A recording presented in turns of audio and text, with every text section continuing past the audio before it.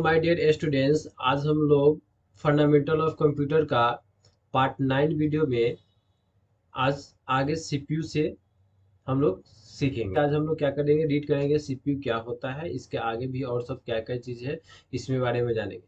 देखिए, ये fundamental of computer ये नॉर्मली नहीं होता है। आप लोग इस फंडामेंटल ऑफ कंप्यूटर को नॉर्मली अगर लेते होंगे अपने माइंड से, तो इसको माइंड से निकाल के फेंक देना है, क्योंकि फंडामेंटल ऑफ कंप्यूटर से अगर आपका कंप्लीट नहीं है, अगर आप इसके बारे में जानते नहीं हैं, तो आपका कंप्यूटर सीखना अधूरा है। क्योंकि अगर आप कंप्यूटर सीख रहे हैं तो कहीं पे भी कॉम्पिटिटिव एग्जाम यानी कि प्रतियोगिता परीक्षा में जब आप बैठते हैं एग्जाम देने, तो वहाँ पे होता क्या है ना, इससे रिलेटेड ही आपका क्वेश्चन उसमें आता है। तो इसलिए इसको इग्नोर ना करें इस वीडियो को, क्योंकि ये वीडियो को देखना फंडामेंटल। जब आप कंप्यूटर सीख रहे हैं तो जब तक फंडामेंटल को आप बेहतर ढंग से नहीं समझ लेते हैं, तब तक आपके लिए कंप्यूटर सीखना वो व्यर्थ होगा। अगर आप फंडामेंटल को अच्छा से सीख लेते हैं तो वो समझिए कि आपके लिए कंप्यूटर सीखना बहुत ही फायदेमंद साबित हुआ, क्योंकि आप कुछ भी कार्य कर रहे हैं तो उसके पीछे कुछ ना कुछ रीजन होता है। अगर आप पढ़ाई कर रहे हैं तो उसके पीछे रीजन होगा। हर स्टूडेंट का हर अपना अपना क्या होता है, ड्रीम होता है, यानी कि मुझे जॉब करना है, गवर्नमेंट जॉब करना है, प्राइवेट सेक्टर में करना है जॉब, या आईटी सेक्टर में करना है, या सेल्फ अपना बिजनेस करना है, या जो भी करना है, सबका अपना अपना ड्रीम होता है। इसलिए, क्योंकि आप कंप्यूटर सीख रहे हैं तो कुछ मकसद से सीख रहे हैं, यानी कि डिजिटल दौर है, यानी कि आईटी का ज़माना है। अगर आप आईटी के ज़माना में अगर आप कंप्यूटर के बारे में बेहतर ढंग से आप नहीं समझेंगे, तो आपको कंप्यूटर सीखना बेकार है। तो आप अपने समय को, मान लीजिए आप कोर्स कंप्लीट कर रहे हैं, कोर्स कर रहे हैं, एडीसीए कोर्स ज्वाइन किए हैं, डीसीए ज्वाइन किए हैं, पीजीडीसीए किए हैं, या सी प्लस प्लस हो, या जावा हो, या कुछ भी हो, उसका मेन बेसिक मायने रहता है सीखना। क्योंकि कि अगर आपका ये फंडामेंटल जो है, ये आपका बेस है कंप्यूटर का, अगर आप इस फंडामेंटल ऑफ कंप्यूटर को बेहतर ढंग से आप नहीं समझते हैं या नहीं इस पर ध्यान कर देते हैं, तो आपके लिए ये समझिए कि न सीखने के बराबर ही साबित होगा। तो इसलिए इसको क्या करना है, आपको सीखना है। मान लीजिए आप डेली समय 1 घंटा देते हैं क्लास में, तो 1 घंटा देते ही हैं क्लास में। अगर आपका 1 साल का कोर्स है तो 365 दिन का कोर्स है। 365 दिन का कोर्स में अगर आपका मान लीजिए हॉलीडेज को सब कुछ हटाकर 300 दिन कम से कम बचता है। 300 दिन में अगर 300 दिन घंटा आप यहाँ क्लास में समय देते हैं, और आने जाने में जो समय व्यर्थ होता है आपका, जैसे कि आधा घंटा 1 घंटा समय लगता है, यानी कि 2 घंटा एवरेज लेके चला जाए, तो डेली का 2 घंटे, यानी डेली का आपका 2 घंटा यहाँ पे वेस्ट हो रहा है। प्लस आप फी भी पे कर रहे हैं, और ये फी भी पे करते हैं सीखने के लिए, कहीं ना कहीं सीखने के लिए फी भी पे करते हैं। मान लिया अगर ये समय देने के बाद, आप पैसा देने के बाद भी अगर नहीं सीख पाते हैं, तो आपका तो समय व्यर्थ हो गया, आप सीख भी नहीं पाए, पैसा भी नहीं रहा, समय भी नहीं आया। और बीता हुआ कल किसी का रिटर्न कभी आता नहीं है, ये आपको पता होना चाहिए। क्योंकि अगर आप लोग 11th 12th में अभी होंगे, तो आपका अभी स्टार्टिंग स्टार्टिंग होगा, इसलिए ये सब बातें उतना समझ में नहीं आएगी। इसलिए जो इस समय को मिस कर चुके हैं, जिनका उम्र एज यानी कि ज़्यादा हो चुका है, वो लोग को जब ज़रूरत पड़ता है किसी गवर्नमेंट सेक्टर में प्रमोशन के लिए या प्राइवेट सेक्टर में प्रमोशन के लिए, तो उन लोग को समय निकालना पड़ता है। समय निकाल कर उन लोग को मजबूरी में सीखना पड़ता है। तो इसलिए ऐसा स्थिति ना हो बाद में, इसको देखते हुए हम फंडामेंटल्स का इन नोट्स को बहुत बेहतर ढंग से एकदम जनरली भाषा में सभी स्टूडेंट समझ पाए, इसको इंग्लिश लैंग्वेज में प्लस हिंदी में, यानी कि दोनों को मिलाकर इंग्लिश लैंग्वेज में क्या किया, इसमें रेडी किए हुए। तो इसको क्या करना है, ध्यान पूर्वक आपको देखना है, और बेहतर लगे आपको तो कॉपी में नोट डाउन भी करना है। कि कॉपी में नोट डाउन किया हुआ रहेगा तो ये आपका लाइफ टाइम के लिए रहेगा, जब तक आप इसको रखेंगे तब तक। तो चलिए, आज हम लोग वीडियो को नहीं लेट करते हुए अब हम लोग वीडियो पे ध्यान देते हैं, यानी कि कोर्स को कंप्लीट करने पे ध्यान देते हैं। चलिए, यहाँ पे मेरा क्वेश्चन क्या है, सीपीयू क्या है, क्या है सीपीयू क्या है, सीपीयू का फुल फॉर्म क्या होता है ना, सीपीयू क्या है। अगर आपसे कोई पूछता है कि सीपीयू क्या है, तो सबसे पहले आपको क्या जरूरी है जानना कि सीपीयू क्या है, यानी उसका फुल फॉर्म, पहले उसका फुल फॉर्म जानना अनिवार्य है। अगर आप फुल फॉर्म उसका नहीं जानते हैं, तो आपको सिर्फ तो ये सीपीयू का मतलब समझ नहीं आएगा तो सीपीयू क्या होता है।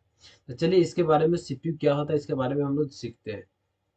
यहाँ पे लिखा हुआ है कि सीपीयू का पूरा नाम सेंट्रल प्रोसेसिंग यूनिट होता है। क्या लिखा हुआ कि सीपीयू का पूरा नाम सेंट्रल प्रोसेसिंग यूनिट होता है। जिसका सी से होता है सेंट्रल, पी से होता है प्रोसेसिंग और यू से होता है यूनिट। यानी कि सेंट्रल प्रोसेसिंग यूनिट होता है केंद्रीय, जिसका हिंदी शब्द होता है केंद्रीय प्रचालन यंत्र। यानी कि इसको इंग्लिश में सीपीयू का फुल फॉर्म होता है सेंट्रल प्रोसेसिंग यूनिट, और इसका हिंदी क्या होता है केंद्रीय प्रचालन यंत्र, अगर यंत्र होता है।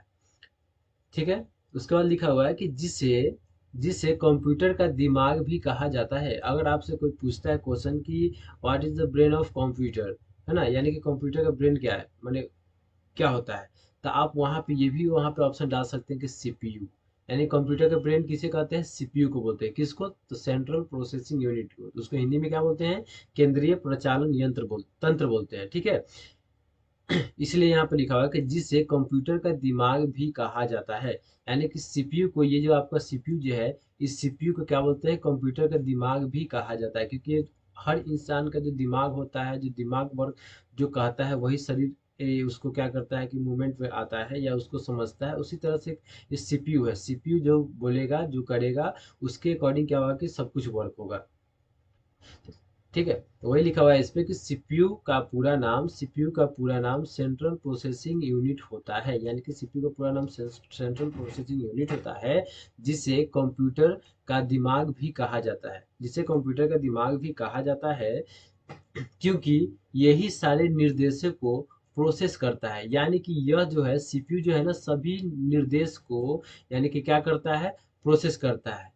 ठीक है, यानी कि इंस्ट्रक्शन जो होता है, सभी आदेश यानी निर्देश या आदेश जो भी बोल सकते हैं, इसको क्या करता है, इंस्ट्रक्शन देता है कि मॉनिटर पर क्या दिखाना चाहिए, कौन सा यूजर सॉफ्टवेयर खोला हुआ है और क्या वर्क हो रहा है, इसके अकॉर्डिंग क्या करता है, ये अपना क्या इंस्ट्रक्शन देते रहता है। ठीक है, उसके बाद यहाँ पे लिखा हुआ है कि मैं आपको बता दूं कि यूजर के द्वारा दिए गए इनपुट निर्देशों निर्देशों यानी कि निर्देशों को यह रिसीव करता है। यानी कि अगर आप, ये क्या है, ये यूजर किसे कहते हैं, यूजर के द्वारा दिए गए इनपुट निर्देश। यूजर किसे कहते हैं, जो कंप्यूटर चलाता है उसे। यानी कि आप अगर कंप्यूटर को यूज कर रहे हैं या लैपटॉप को यूज कर रहे हैं, तो आप क्या हो गए, उस लैपटॉप या उस कंप्यूटर का यूजर हो गए। यानी कि आप उसको यूज कर रहे हैं इसलिए आप उसका यूजर हो गए।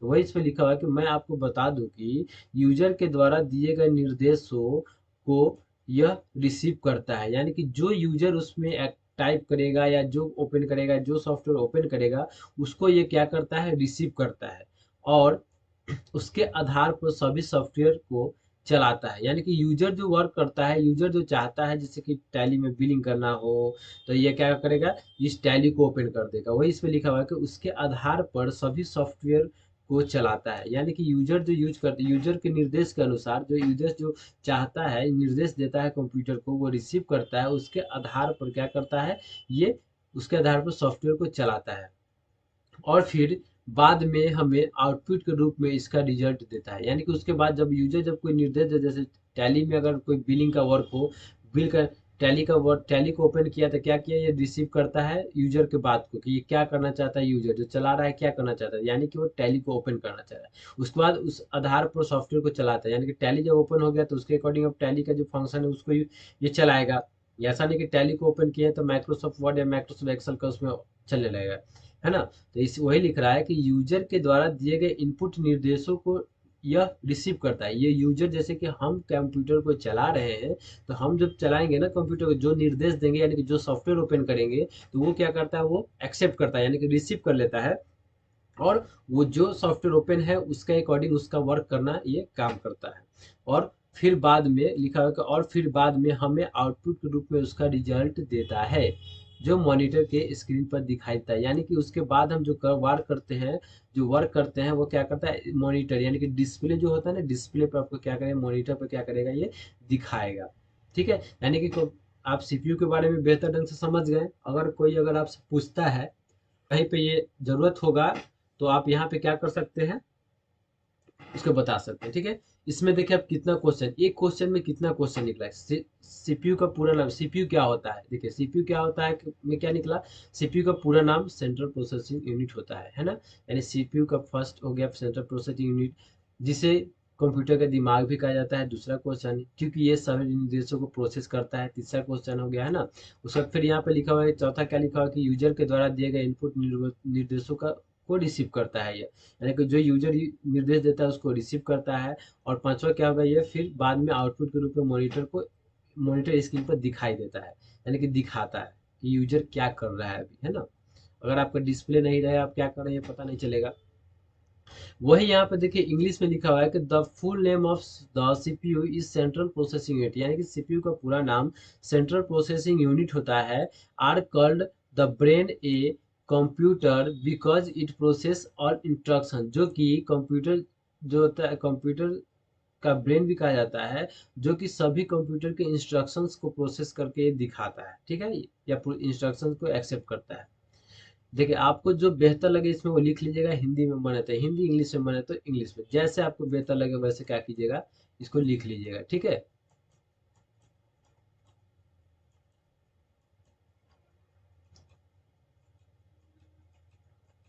ठीक है, अब आता है बारी यहाँ पे, देखिए यहाँ पे कंप्यूटर्स के पार्ट्स का ये डीवीडी सीडी डीवीडी ड्राइव होता है, यहाँ पे कैशिंग होता है, पावर सप्लाई जो होता है इससे होता है, इस सब के बारे में पूरा डिटेल्स दिखाया गया है, ठीक है। इसका नाम सब जो दिखाया गया है इसके बारे में देख लीजिएगा ध्यानपूर्वक। कीबोर्ड इसमें भी लगता है, पीस माउस इसमें लगता है ना।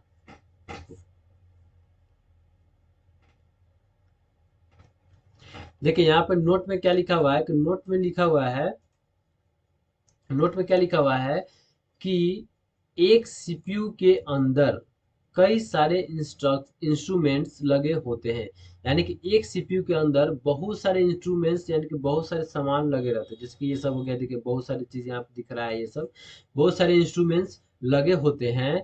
अर्थात इसके इसके भी कुछ भाग होते हैं, जो इंस्ट्रूमेंट्स लगा हुआ है उसका भी कुछ भाग होता है, जैसे motherboard, power supply unit, floppy disk, drive, hard disk, है ना, ये सब जो होता है। चलिए अब हम लोग यहाँ पे देखते हैं मेमोरी क्या होता है। मेमोरी के बारे में जानते हैं ना आप लोग, मेमोरी जैसे कि मोबाइल में मेमोरी होता है उसी तरह से कंप्यूटर में भी मेमोरी होता है और लैपटॉप में भी मेमोरी होता है। देखिए मेमोरी किसे कहते हैं, यानी शॉर्ट में यहाँ पे मेमोरी लिखा हुआ है, यानी कि इसका मतलब समझिए कि मेमोरी किसे कहते हैं। तो लिखा हुआ है कि मेमोरी कंप्यूटर का वह भाग होता है जिसमें कि सभी डाटा और प्रोग्राम को स्टोर किया जाता है।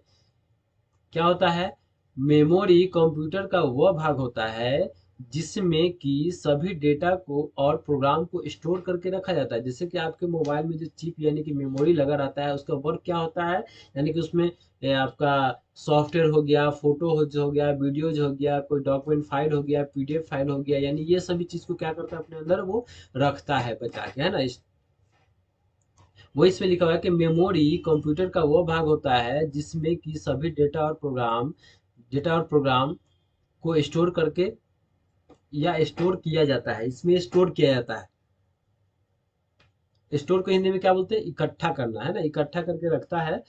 अगर मेमोरी नहीं होता तो हमारा कोई भी डाटा या प्रोग्राम तुरंत नष्ट हो जाता। अगर कंप्यूटर या लैपटॉप में अगर मेमोरी नहीं हो तो वो क्या होगा, जो भी आप डाटा टाइप कर रहे हैं एक तरफ से टाइप करते हैं या एक तरफ से कुछ वर्क करते हैं और एक तरफ से वो हटते जाता है, ठीक है।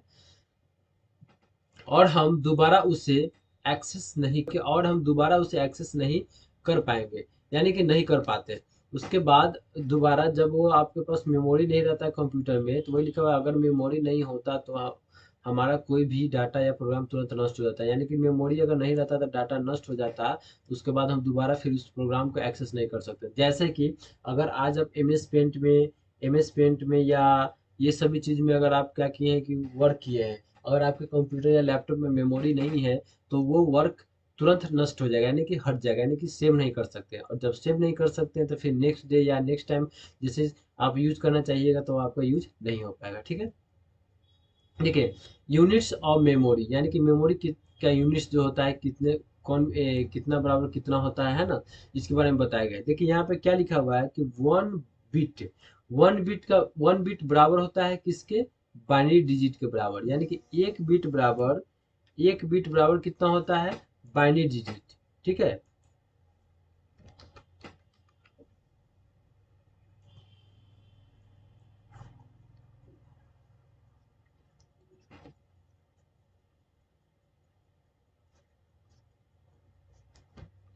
क्या लिखा हुआ है यहाँ पे, लिखा हुआ है कि 1 बिट किसके बराबर होता है, तो बाइनरी डिजिट के बराबर होता है, 1 बिट होता है। ठीक है, इसको याद रखना है। ठीक है, उसी तरह से 8 बिट्स बराबर कितना होता है, 1 बाइट होता है। ठीक है, 8 बिट्स बराबर 1 बाइट होता है। फिर 1024 बाइट्स बराबर होता है 1 केबी होता है। 1024 बाइट्स बराबर क्या होता है, 1 केबी होता है। फिर यहाँ पे देखिए 1024 केबी बराबर क्या होता है, 1 मेगा बाइट्स होता है, यानी कि 1024 केबी के बराबर 1 मेगा बाइट होता है। फिर क्या लिखा हो, 1024 एमबी बराबर 1 गीगाबाइट होता है, यानी कि 1024 एमबी बराबर 1 गीगाबाइट होता है।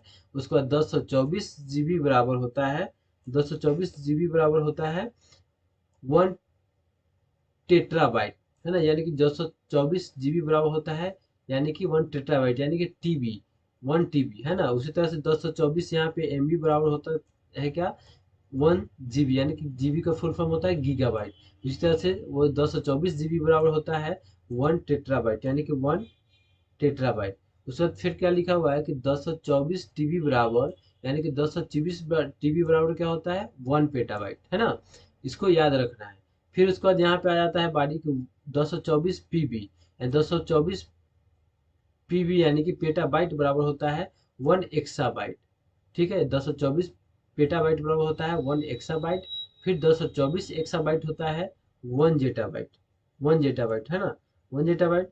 फिर 1024 जेडबी बराबर, यानी कि वो 1024 जेटाबाइट बराबर होता है वन वन योटाबाइट।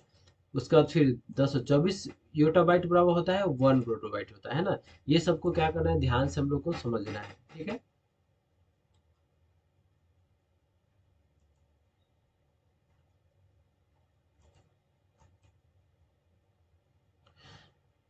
अब आते हैं यहाँ पे, क्या है, मेमोरी के प्रकार, यानी कि मेमोरी कितने प्रकार के होते हैं। तो देखिए मेमोरी ऐसे होता है, 2 प्रकार का होता है। ठीक है, मेमोरी 2 प्रकार का होता है, प्राइमरी मेमोरी और एक होता है सेकेंडरी मेमोरी।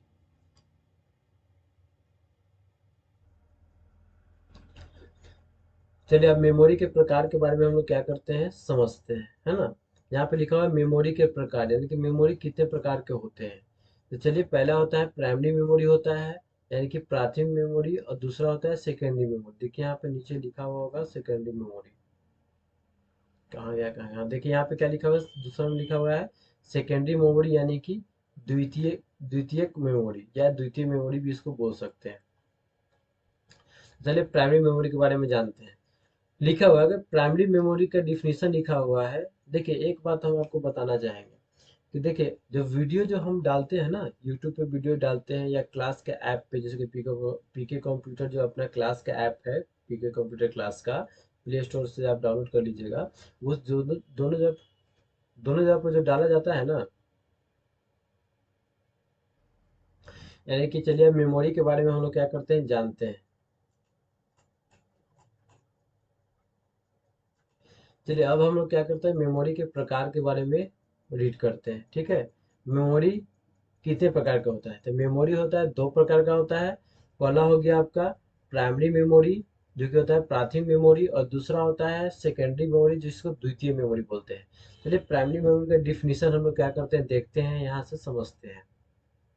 देखिए एक बात हम ये समझाने से पहले आपको बताना चाहेंगे कि देखिए आपको याद करने की आवश्यकता ज़्यादा नहीं पड़ेगा। अगर इस वीडियो को 1-2 बार अगर आप देख लेते हैं ना, एक बार भी अगर देख लीजिए, तो कम से कम 50% जरूर माइंड में इन कर जाएगा। और आपको ये सुनते सुनते, रीड करते करते क्या होगा, आपको याद हो जाएगा। इसको लिख कर याद करने वाला बात जो होगा ना, वो आपके लिए बहुत टफ हो जाएगा। इसलिए इस वीडियो को 1-2 बार रिपीट कर लीजिएगा, आपको ये सुनते सुनते 1-2 बार में क्या होगा, पूरा अच्छा से याद हो जाएगा। इसलिए हम क्या कर रहे हैं, एक टॉपिक को क्या कर रहे हैं ना, 2 बार 3 बार रिवीजन करके आपको समझा रहे हैं, कि इस तरह से आप सुने, 1 बार 2 बार 2-3 तरह से समझा रहे हैं, कि आपको कोई भी बात आपको 2-3 प्रकार में से एक समझ में आ जाए तुरंत, या सब समझ में आ जाए। वही देखिए लिखा हुआ है कि प्राइमरी मेमोरी यानी कि प्राथमिक मेमोरी क्या होता है। लिखा हुआ है कि प्राइमरी मेमोरी को मेन मेमोरी भी कहा जाता है। यानी कि प्राइमरी मेमोरी को मेन मेमोरी भी कहा जाता है, क्योंकि इसके अंदर सभी प्रोग्राम तथा इनपुट और आउटपुट डेटा अस्थायी रूप से कुछ देर के लिए सेव होता है। देखिए लिखा हुआ है कि प्राइमरी मेमोरी को मेन मेमोरी कहा जाता है। कंप्यूटर का जो मेन मेमोरी होता है उसको क्या बोलते हैं? प्राइमरी मेमोरी बोलते हैं। उसका लिखा हुआ है क्योंकि इसको मेन मेमोरी भी कहा जाता है क्योंकि इसके अंदर सभी सॉरी इसके अंदर सभी प्रोग्राम तथा इनपुट और यानी कि इसके अंदर सभी प्रोग्राम और इनपुट यानी कि जो यूजर निर्देश देता है, यानी कि जो टाइपिंग हो गया या माउस से कुछ क्लिक कर रहे हैं वो निर्देश देता है, यानी कि इनपुट की वही लिखा हुआ है कि इसके अंदर सभी प्रोग्राम तथा इनपुट और आउटपुट डेटा अस्थायी रूप से कुछ देर के लिए क्या होता है? सेव होता है। अस्थायी का मतलब क्या होता है कि टेम्पोररी, है ना, टेम्पोररी होता है कि यानी कि आप जब कुछ नोटपैड हो गया या कभी कभी होता क्या है ना, आप देखे हो जाएगा कि लैपटॉप पे कुछ क्लिक किया, ओपन किए, जैसे क्लिक किया तुरंत भाग गया, फिर क्लिक किए फिर ओपन हुआ तुरंत भाग गया। ये क्यों होता है? मेमोरी, ये प्राइमरी मेमोरी खराब होने की वजह से क्या होता है ना कि वो ऐसे आता है जाता है आता है जाता है, ठीक है। तो वही होता है कि ये प्राइमरी मेमोरी जो होता है ना उसको, और मैं प्राइमरी मेमोरी अगर आपके कंप्यूटर में सही है, कोई समस्या नहीं है, तो जब तक आप वर्क कीजिए तब तक उसको जो वर्क कर रहे हैं उसको रोक के रखेगा, बिना सेव किए रही है फिर भी रोक के रखेगा। उसका जब पूरा वर्क कंप्लीट हो जाएगा फिर उसको क्या कर सकते हैं? आप सेव कर लीजिएगा तो आप परमानेंट आपका सेव हो जाएगा। वहीं पे लिखा हुआ है कि इसके अंदर प्रोग्राम सभी प्रोग्राम तथा इनपुट और आउटपुट डेटा अस्थायी रूप से कुछ देर के लिए सेव रहता है, और जैसे ही आपका कंप्यूटर बंद या प्रोग्राम बंद हो जाता है जिससे आप काम कर रहे होते हैं तो वो डेटा भी समाप्त होता है। अगर आप कंप्यूटर पे काम कर रहे हैं या लैपटॉप पे काम कर रहे हैं और अचानक बिना सेव किए हुए हैं और अचानक वो कंप्यूटर या लैपटॉप बंद हो जाता है तो वो प्रोग्राम और, है ना, वो प्रोग्राम जो है आपका ऑटोमेटिक वहां से समाप्त यानी कि हट जाता है, वो सेव नहीं होगा, ठीक है। अब देखिए प्राइमरी मेमोरी भी दो प्रकार का होता है। देखिए मेमोरी दो प्रकार का होता है, फिर प्राइमरी मेमोरी और सेकेंडरी मेमोरी। अब से प्राइमरी मेमोरी का भी प्रकार दो होता है। जैसे कि प्राइमरी मेमोरी का जो है पहला है रैम, है ना, रैम, जैसे कि रैम रोम जानते होइएगा, रैम, है ना। रैम इसका फुल फॉर्म होता है रीड एक्सेस मेमोरी, ठीक है। इसका क्या होता है? रीड एक्सेस मेमोरी होता है। रैम का फुल फॉर्म क्या होता है? रीड एक्सेस मेमोरी, है ना। चलिए इसका डिफिनेशन जानते हैं। लिखा हुआ है कि रैम अस्थायी मेमोरी होता है। रैम जो है अस्थायी मेमोरी है, यानी कि अस्थायी मेमोरी नहीं है, क्योंकि जब हम कंप्यूटर में कोई भी डेटा या प्रोग्राम को इनपुट करते हैं, जब हम कंप्यूटर में कोई भी डाटा या प्रोग्राम को इनपुट करते हैं तो ये कुछ समय के लिए उस डेटा को सेव रखता है, और जैसे ही बिजली चली या कंप्यूटर बंद हो जाता है वो डेटा भी नष्ट हो जाता है। यानी कि इसका वर्क क्या होता है? इसका वर्क क्या होता है? इस प्राइमरी रैम का वर्क क्या होता है? उस जो वर्क कर रहे हैं उस डाटा को रोक के रखना है, यानी कि उसको रोक के रखता है, और उसको जैसे लाइट कट गया या सिस्टम बंद हो गया तो क्या होता है? वो तुरंत नष्ट हो जाता है, यानी कि हट जाता है, ठीक है। उसका लिखा हुआ है, देखिए रैम है, ये कंप्यूटर का क्या है? रैम है, ठीक है, ये रैम है। लिखा हुआ है कि जब हम किसी भी डेटा को कंप्यूटर में इनपुट करते हैं, यानी कि जब हम किसी भी डाटा को कंप्यूटर में इनपुट करते हैं तो वह डाटा सबसे पहले रैम में जाता है। जब भी हम उसमें कुछ डालते हैं ना, जैसे पीडीएफ हो गया या कुछ डॉक्यूमेंट हो गया, कुछ भी हो गया, जैसे हम उसमें डालते हैं या उसमें लाते हैं या उसे डाउनलोड करते हैं तो क्या होता है? वो कंप्यूटर को क्या करता है? इनपुट करता है डेटा को कंप्यूटर में लिखा हुआ है कि जब हम किसी भी डेटा को कंप्यूटर में इनपुट करते हैं तो वो डाटा सबसे पहले रैम में जाता है, मतलब वो डाटा जो है ना, जो डाउनलोड किए या जो सेव किए या कुछ भी कर रहे हैं वो क्या हो जाता है? पहले रैम में जाता है, और रैम में जाता है, और उसके बाद सीपीयू अपने आवश्यकता के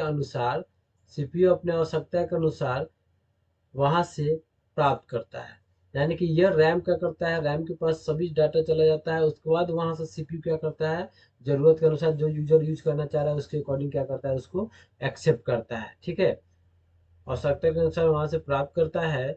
इसलिए इसे अस्थायी मेमोरी कहते हैं, ठीक है। इसलिए इसे क्या करते हैं? क्या बोलते हैं? अस्थायी मेमोरी बोलते हैं, ठीक है।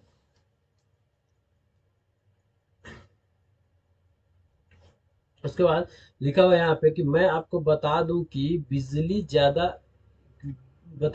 जितनी ज़्यादा क्षमता वाली रैम आपके कंप्यूटर में होगा उतनी ही फास्ट आपका कंप्यूटर भी काम करेगा।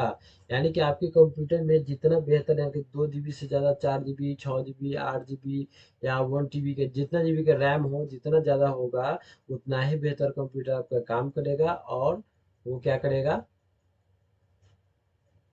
जल्दी कंप्यूटर फास्ट चलेगा।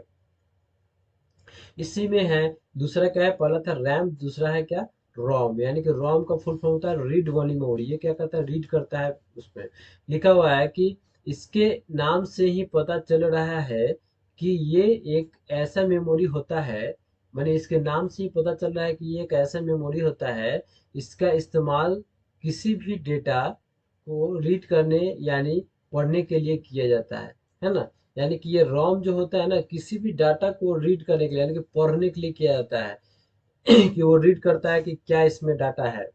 ठीक है, उसमें लिखा हुआ है कि मैं आपको बता दूं, इसमें लिखा हुआ है कि मैं आपको बता दूं कि ये एक अस्थाई मेमोरी होता है। क्या होता है, रोम जो होता है ना, अस्थाई मेमोरी होता है। अस्थाई मेमोरी इसलिए कहा जाता है कि वो रैम जो होता है, अस्थाई मेमोरी होता है, वो मदरबोर्ड के साथ अटैच होता है। देखिए यहाँ पे ये इसमें जो काटा काटा जो दिख रहा है ना, ये उसमें सोल्डिंग किया हुआ रहता है, इसलिए इसको अस्थाई मेमोरी बोलते हैं।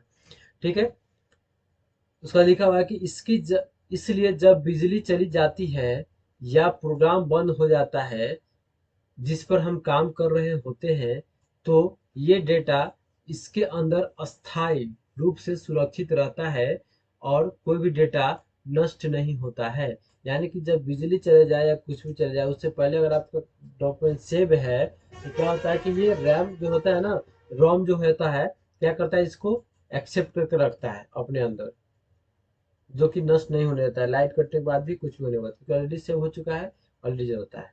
ठीक है, देखिए अब इस मेमोरी के भी कुछ उदाहरण है, जैसे PROM, EP, या सॉरी EP नहीं, RP, यहाँ पे गलती हो गया हुआ है ना, यहाँ पे होगा RPROM हो जाएगा। फिर क्या होगा, EPROM होगा, इत्यादि। जैसे कि PRM का फुल हो, तो PROM का फुल फॉर्म होता है प्रोग्रामेबल रीड ओनली मेमोरी। फिर RP RPROM का फुल फॉर्म होता है रिप्रोग्रामेबल रीड ओनली मेमोरी, है ना, रिप्रोग्रामेबल रीड ओनली मेमोरी। फिर EEPRM का होता है electronically erasable programmable read only memory, है ना, इसका फुल फॉर्म होता है। ठीक है,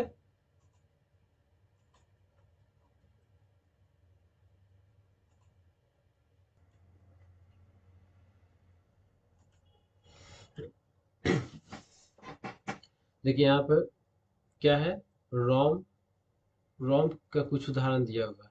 क्या लिखा हुआ है, इस मेमोरी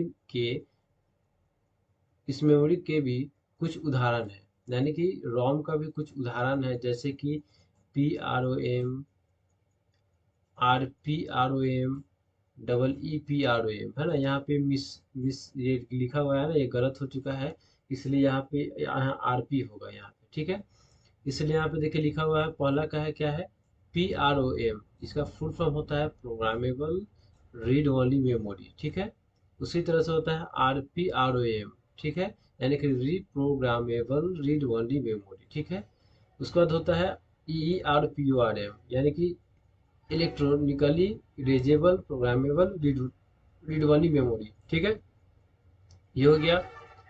उसके बाद यहाँ पे है सेकेंडरी मेमोरी। यानी कि सेकेंडरी मेमोरी किसे कहते हैं, यानी कि द्वितीय मेमोरी क्या होता है।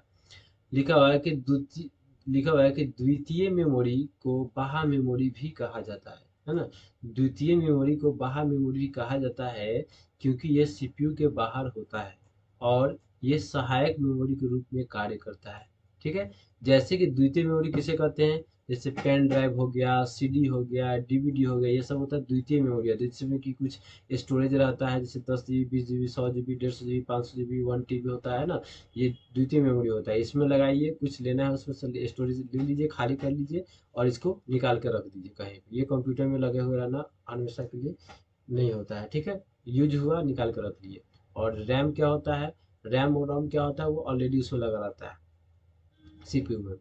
वही इसमें लिखा हुआ है कि द्वितीय मेमोरी को बाह्य मेमोरी भी कहा जाता है, क्योंकि ये CPU के बाहर होता है और सहायक मेमोरी के रूप में कार्य करता है। यानी कि ये सहायक, यानी कि किसी को सपोर्ट करने के रूप में ये क्या करता है, सहायक करता है। अर्थात आप किसी भी डेटा या प्रोग्राम को इसके अंदर स्टोर करके रख सकते हैं। यानी कि इसके अंतर्गत कोई भी डाटा या program, video song, audio song को आप स्टोर करके रख सकते हैं।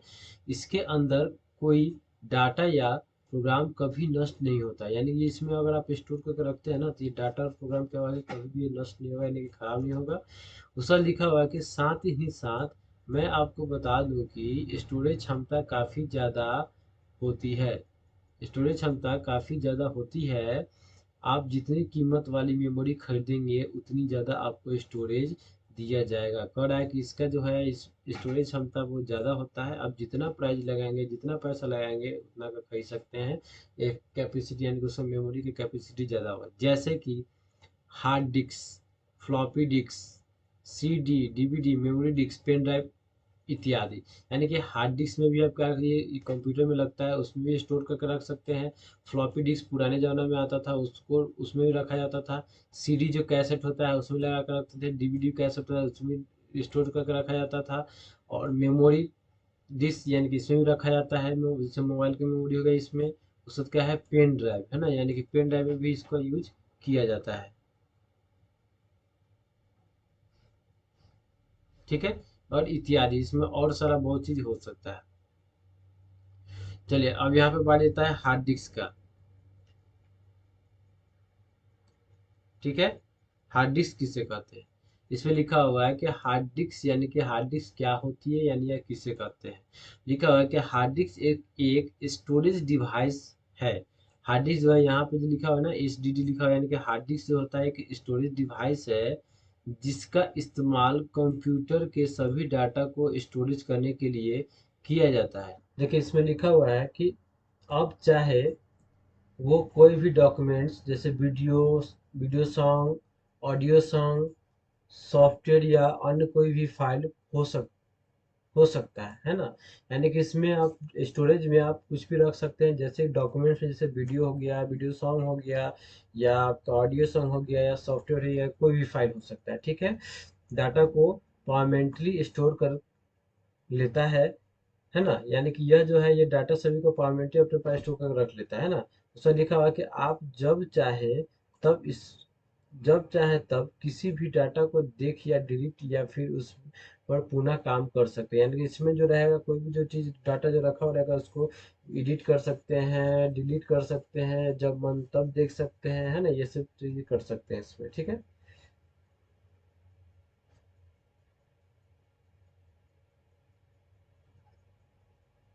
उसके बाद आते हैं हम नीचे।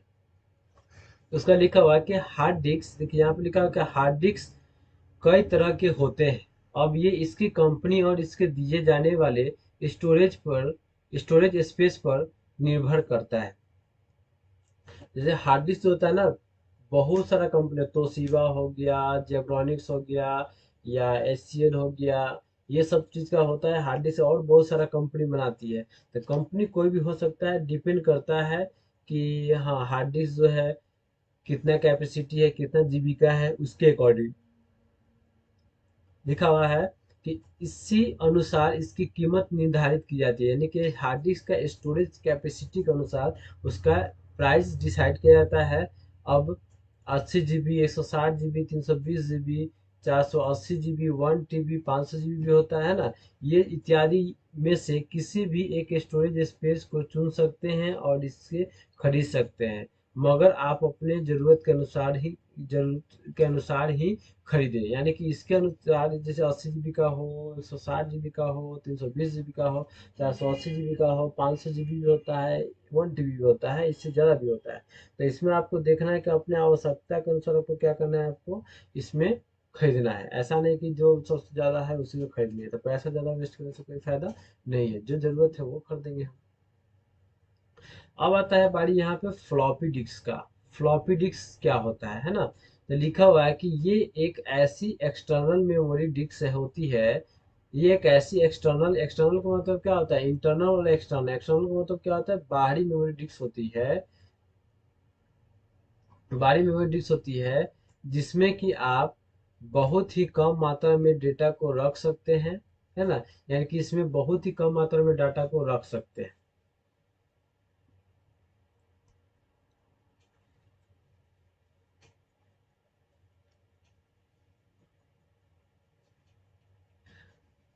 उसके बाद अब यहाँ पे आते हैं सीडी के बारे में आता है। सीडी है ना, सीडी को फुल फॉर्म, सीडी को का फुल नेम क्या होता है, कॉम्पैक्ट डिस्क होता है। सीडी का फुल नेम क्या होता है, कॉम्पैक्ट डिस्क। और कहीं पे ऑप्शन हो कि what is the full form of CD, तो वहाँ पे कॉम्पैक्ट डिस्क पे आपका ये टिक लगेगा। चलिए सीडी क्या होता है इसके बारे में जानते हैं। लिखा हुआ कि ये भी एक एक्सटर्नल डिस्क होता है, ये भी एक एक्सटर्नल डिस्क ही होती है। इसके अंदर भी कई तरह के डेटा को रखा जा सकता है और इसे देखा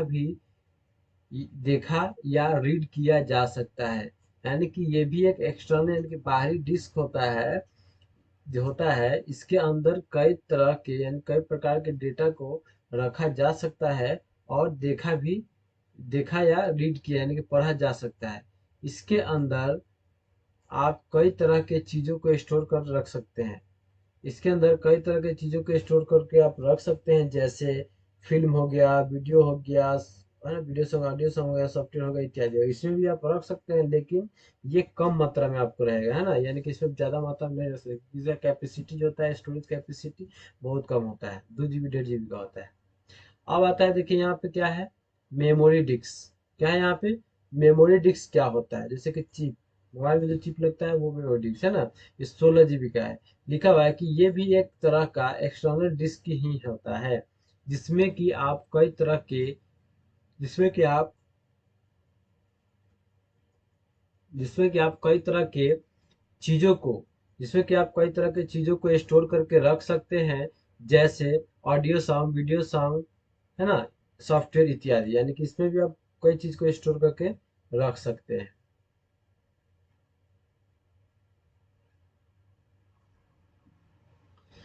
उसके बाद है यहाँ पे क्या है, डीवीडी, यानी कि डिजिटल वीडियो डिस्क। ठीक है, डिजिटल वीडियो डिस्क किसे कहते हैं, यानी यह क्या होता है। लिखा हुआ है कि ये भी लिखा हुआ है कि ये भी एक प्रकार या एक भी तरह का डिस्क होता है, एक्सटर्नल डिस्क होता है। यानी कि यह भी एक प्रकार का एक्सटर्नल डिस्क ही होता है जो कि कॉम्पैक्ट डिस्क यानी कि सीडी के जैसा ही देखने में लगता है, यानी कि कॉम्पैक्ट डिस्क की तरह ही देखने में लगता है। और काम भी लगभग दोनों का समान ही होता है, यानी कि दोनों का काम भी होता है समान, यानी कि बराबर होता है। ठीक है, दोनों का काम भी क्या होता है, बराबर होता है। मगर इसमें कॉम्पैक्ट डिस्क लिखा हुआ है कि मगर इसमें कॉम्पैक्ट डिस्क की ज़्यादा क्षमता होती है, यानी कॉम्पैक्ट डिस्क से ज़्यादा क्षमता होता है, जिसमें कि आप अधिक से अधिक मात्रा में जिसमें कि आप अधिक से अधिक मात्रा में किसी भी डेटा को रख सकते हैं। यानी कि कॉम्पैक्ट डिस्क की अपेक्षा इसमें थोड़ा सा ज़्यादा होता है स्टोरेज, है ना, जैसे 1.5 GB का कॉम्पैक्ट डिस्क रहती है, 2 GB का होगा। चलिए अब आता है यहाँ पे क्या, फ्लैश ड्राइव। फ्लैश ड्राइव क्या होता है, और कोई आपसे पूछे कि फ्लैश ड्राइव क्या होता है, तो देखिए क्या लिखा हुआ है, ये भी एक एक्सटर्नल ड्राइव होता है। ये भी एक एक्सटर्नल ड्राइव होता है, जिसमें कि काफी मात्रा में डाटा को सेव करके रखा जा सकता है। यानी कि ये फ्लैश ड्राइव या पेन ड्राइव उसको बोलते हैं। ये भी एक क्या होता है, इसमें अधिक मात्रा में क्या होता है कि स्टोरेज कैपेसिटी होता है, जिसमें आप अधिक मात्रा में कोई भी चीज को रख सकते हैं। इसकी इसमें लिखा हुआ है कि इसकी खास बात यह है कि ये छोटे होने के साथ साथ काफी सुविधाजनक भी होता है। और इसका एक खासियत क्या है ना, कि छोटा होता है, इसलिए इसमें खासियत क्या है कि इसको सुविधाजनक होता है। और लिखा हुआ है कि जहाँ चाहे आप वहाँ ले जा सकते हैं और इसका प्रयोग कर सकते हैं। ये पॉकेट में भी रख के रख सकते हैं, जब मन तब आप क्या कर सकते हैं, जहां मन वहां यूज कर सकते हैं उसका। ठीक है, उसके बाद है यहाँ पे पावर सप्लाई। पावर सप्लाई किससे कहते हैं, जैसे कि आप सीपीयू में पावर सप्लाई क्या होता है, लिखा हुआ है कि एक्चुअल में इसे एसएमपीएस कहा जाता है। यानी कहा जाता है, जिसका पूरा नाम स्विच्ड मोड पावर सप्लाई होता है। यानी कि इसका एक्चुअल में जो है ना, या इसको ऐसे भी समझ सकते हैं, इसको इसे एसएमपीएस कहा जाता है, जिसका पूरा नाम स्विच्ड मोड पावर सप्लाई होता है। स्विच मोड क्या होता है? स्विच मोड पावर सप्लाई होता है जिसका इस्तेमाल कंप्यूटर को पावर सप्लाई करने के लिए किया जाता है। यानी कि इसका यूज क्या होता है कंप्यूटर में पावर, यानी कि इसका क्या यूज होता है, इसका यूज होता है कंप्यूटर में पावर सप्लाई, यानी कि ये सीपीयू में पावर सप्लाई को देने के लिए इसका यूज किया जाता है।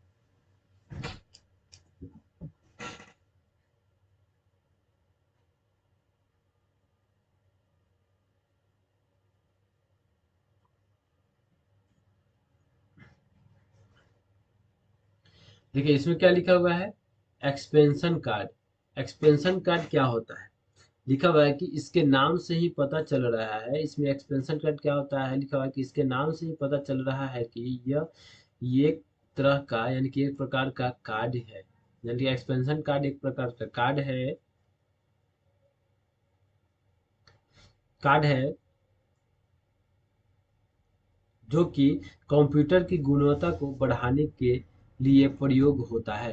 यानी कि इसका कार्ड काम क्या होता है, कंप्यूटर की गुणवत्ता यानी कि अच्छा बने करने के लिए, यानी कि अच्छा स्पीड लाने के लिए, अच्छा चले न फंसे इसके लिए इसका यूज किया जाता है। इससे कई प्रकार इसके कई प्रकार हो सकते हैं, जैसे audio video graphic card, network card, etc. यानी कि इसमें लिखा हुआ है कि ऑडियो वीडियो जो ग्राफिक कार्ड होता है, जो वीडियो अगर नहीं चल रहा हो, तो वीडियो यूज अच्छा सा अच्छा क्वालिटी है या अच्छा मिक्सिंग फिक्सिंग का वर्क करना हो तो इसके लिए ग्राफिक कार्ड इसको भी बोलते हैं, या नेटवर्क कार्ड ही बोलते हैं। नेट अगर स्पीड नहीं चल रहा हो तो ये अगर लगा लेते हैं तो नेट भी आपका अच्छा चलने लगेगा, ठीक है। और मोडम कार्ड इत्यादि। अब आता है बारी प्रोसेसर का। यानी कि प्रोसेसर क्या होता है,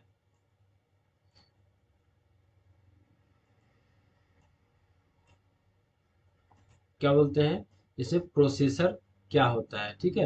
ये प्रोसेसर किसे कहते हैं, ऐसे भी समझ सकते हैं। लिखा हुआ है कि प्रोसेसर एक प्रकार का चिप होता है। देखिए यहाँ पे चिप की तरह देखने में ब्लैक ब्लैक लग रहा है ना, ये एक प्रकार का चिप होता है, यानी मेमोरी टाइप का होता है, जो कि मदरबोर्ड के साथ,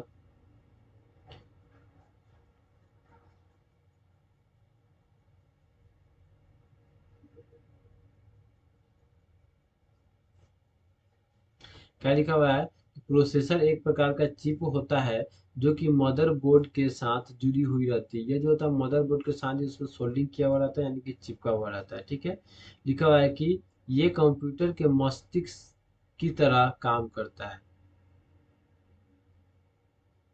क्या लिखा हुआ है कि ये कंप्यूटर में मस्तिष्क की तरह काम करता है, साथ ही ये यूजर और कंप्यूटर के बीच में होने वाली बातचीत को समझता है, ठीक है। उसका लिखा हुआ है कि जब कोई कंप्यूटर यूजर कंप्यूटर में कोई इनपुट कमांड देता है, यानी कि इनपुट कोई भी चीज़ टाइप करता है या कुछ करता है, तो प्रोसेसर उसे प्रोसेस करके हमें आउटपुट के रूप में स्क्रीन पर दिखाता है। यानी कि ये प्रोसेसर का वर्क होता है जो यूजर यूज कर रहा है उसको आउटपुट के रूप में दिखाना डिस्प्ले पर, ठीक है। चलिए अब आते हैं यहाँ पे नीचे। देखिए अब आता है बारी मदरबोर्ड का। मदरबोर्ड किसे कहते हैं, जैसे सीपीयू में क्या होता है, मदरबोर्ड होता है। लिखा हुआ है कि मदरबोर्ड क्या है, यानी कि मदरबोर्ड किसे कहते हैं या क्या है। लिखा है कि मदरबोर्ड कंप्यूटर का वह भाग होता है जिसमें कि कई सारे जिसमें कि क्या लिखा हुआ है, जिसमें कि कई सारे इंस्ट्रूमेंट्स जुड़े होते हैं। यानी कि मदरबोर्ड का कंप्यूटर का वह भाग होता है जिसमें कि कई सारे इंस्ट्रूमेंट्स इससे जुड़े हुए होते हैं, जैसे CPU, keyboard, mouse, RAM, hard disk, monitor इत्यादि, है ना। यानी कि इसके अंतर्गत मदरबोर्ड के अंतर्गत ये सभी चीज क्या होता है, जुड़ा हुआ रहता है एक दूसरे से,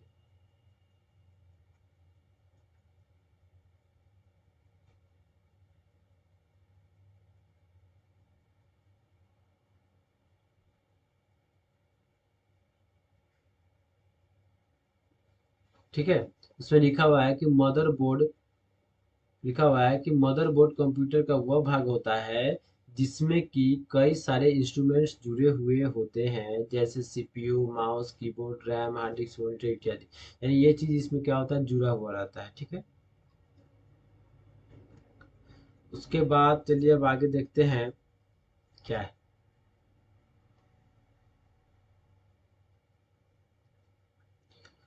उसके बाद आता है बारी कंप्यूटर सॉफ्टवेयर का, है ना। कंप्यूटर सॉफ्टवेयर किसे कहते हैं, जैसे कि आप सॉफ्टवेयर के बारे में जानते होइएगा या थोड़ा मोड़ा नहीं जानते होइएगा तो जान लीजिए। इसमें लिखा हुआ है कंप्यूटर सॉफ्टवेयर किसे कहते हैं। लिखा हुआ है कि सॉफ्टवेयर प्रोग्रामों की वह श्रृंखला है या होती है जो कि कंप्यूटर सिस्टम के सभी कार्य को नियंत्रित करता है और उसके अनुसार ही आपको कंप्यूटर परिणाम आपके मॉनिटर पर दिखाता है। यानी कि सॉफ्टवेयर कंप्यूटर सॉफ्टवेयर प्रोग्रामों का वह श्रृंखला है होती है या है जो कि कंप्यूटर कंप्यूटर सिस्टम के सभी कार्य को नियंत्रित करता है। यानी कंप्यूटर में जो भी वर्क होता है उसको क्या क्या नियंत्रण यानी कि कंट्रोल करके रखता है और उसके अनुसार ही आपको आउटपुट परिणाम मॉनिटर पर दिखाता है और उसके अनुसार ही क्या करता है, परिणाम आपको मॉनिटर पर दिखाता है।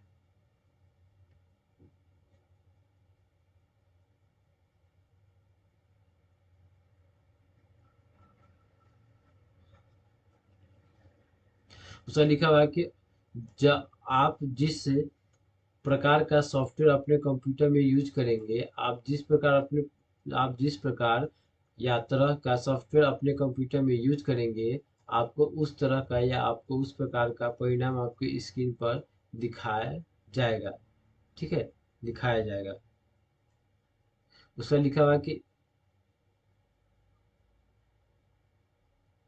उसका लिखा हुआ है इसमें कि सॉफ्टवेयर अपने आप नहीं चलती है बल्कि इसे चलाना पड़ता है। सॉफ्टवेयर जो होता है अपने आप वर्क नहीं करता है, इसको क्या होता है, चलाना पड़ता है ना।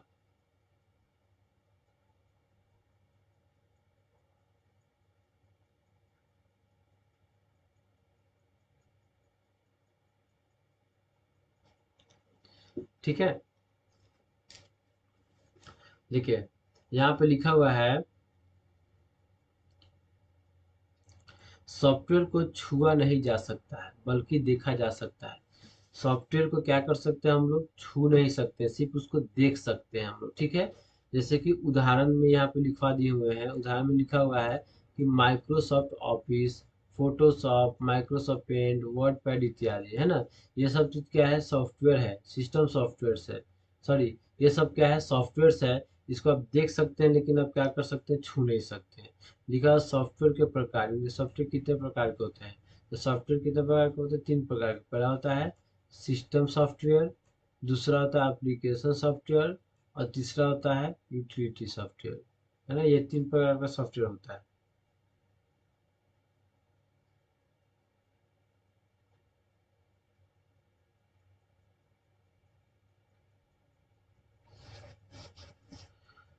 ठीक है, अब देखिए इसमें आता है बारी अब सिस्टम सॉफ्टवेयर का। सिस्टम सॉफ्टवेयर क्या होता है, लिखा हुआ है कि ऐसा सॉफ्टवेयर जो कि नए कंप्यूटर खरीदने के साथ दिया जाता है। सिस्टम सॉफ्टवेयर वो होता है जो नए कंप्यूटर खरीदने के साथ साथ बाय डिफॉल्ट ऑलरेडी पहले से दिया हुआ रहता है, या अर्थात इसे दूसरा रूप से भी दूसरा भाषा में समझ सकते हैं कि अर्थात जब हम कोई नए कंप्यूटर खरीदते हैं, यानी कि जब हम नया कंप्यूटर कोई खरीदते हैं तब उसके अंदर जो सॉफ्टवेयर अवेलेबल होता है, है कि जब हम कोई नया कंप्यूटर खरीदते हैं और उसके अंतर्गत जो होता है कि जो सॉफ्टवेयर अवेलेबल होता है वही क्या होता है, सिस्टम सॉफ्टवेयर कहलाता है। वही सिस्टम सॉफ्टवेयर कहलाता है। जैसे Paint, Notepad, Windows Media Player, disk cleanup इत्यादि, है ना। ये सब क्या है, सिस्टम सॉफ्टवेयर है। ये सब system software already by default उसमें दिया हुआ रहता है। ठीक है, इसको आपको डालने की आवश्यकता नहीं होता है, ये ऑलरेडी उसमें दिया हुआ रहता है। चलिए अब इसमें अब बारी आता है क्या, इस सिस्टम सॉफ्टवेयर का यहाँ तक तो समझ गया। अब यहाँ पे दूसरे शब्द में यानी दूसरे भाषा में ऐसे भी समझ सकते हैं।